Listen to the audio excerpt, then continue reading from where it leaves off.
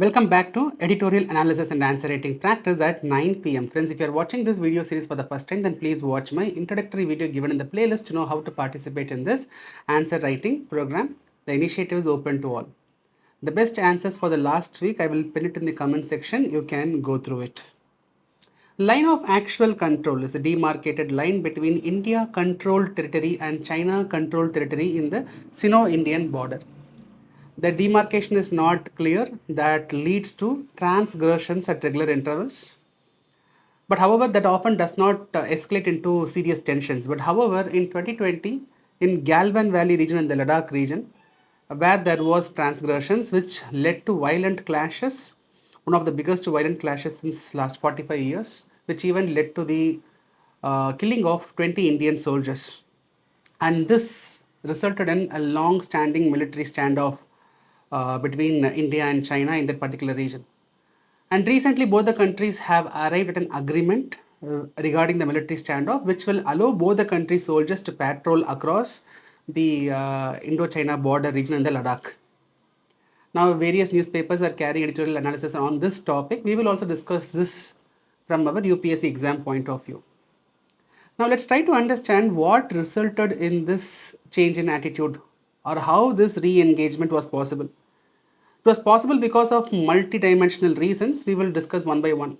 Number one, the economic uncertainties created by COVID, and also adding to which the Russia-Ukraine war is also adding more uncertainties to the economic conditions, which is affecting the entire world. The entire world has suffered a huge slowdown, and slowly we are recovering. And India and China, being developing middle-income countries, they cannot afford to lose more. Now, in this backdrop, when we are recovering from the uncertainties, economic uncertainties, such kind of military tensions is going to cost both the countries. So it's better to resolve it quickly. That is one reason. Number two, India and China are a potential trade partners. We both have a $136 billion trade. So both the countries, they have a huge trade relationship, which both the countries cannot afford to have a dent in this economic trade relationship, given this economic uncertainties. This is number two. The third point is with respect to climate action. So with respect to climate action, the engagement between India and China becomes very, very crucial. See, climate change has no boundary. It is going to affect developed nations and developing nations. However, the responsibility of developed nations in tackling climate change is very, very important, because they are the one who created more damage so far. So there is common but differential responsibilities with respect to tackling climate change.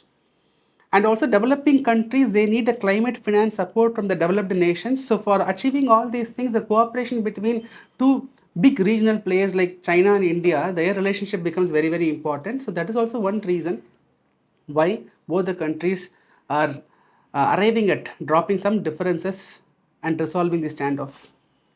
May not be directly, but these are all points which you have to keep it in mind from your exam point of view. The fourth point will be, see, to have peace in Afghanistan, to have peace in Central Asian region, the relationship between India and China should be very strong. So both the countries cannot afford to create a strained relationship because of the military standoff. This is another reason. The next point is the presence of India and China's membership in important global forums like G20, Shanghai Cooperation Organization, BRICS grouping. So this shows that we have some common global agenda to cooperate and achieve that objective. So because of all these reasons, India-China relationship has to be stronger, where such military standoff should not come in the middle. So these could be some potential reasons for the re-engagement. But however, this also comes up with a lot of challenges. What challenges? Number one, India and China, though we have $136 billion trade, but the trade is more profitable or favorable to China. With respect to India, our trade is, the bilateral trade between India and China is not favorable. We are facing huge trade deficit. That is one pain point. Second point is China's Belt and Road Initiative. Third is China's relationship with Pakistan. Right? Fourth is, see, the border dispute. Today, this agreement to address the military standoff is with respect to the border region in the Ladakh. Right? India and China, we share a huge border. The broader border issue is yet to be resolved. So that can become a potential threat at any point of time. So that is another challenge. And the next challenge is our relationship or our engagement with China might not go well with the nationalistic sentiment in the country.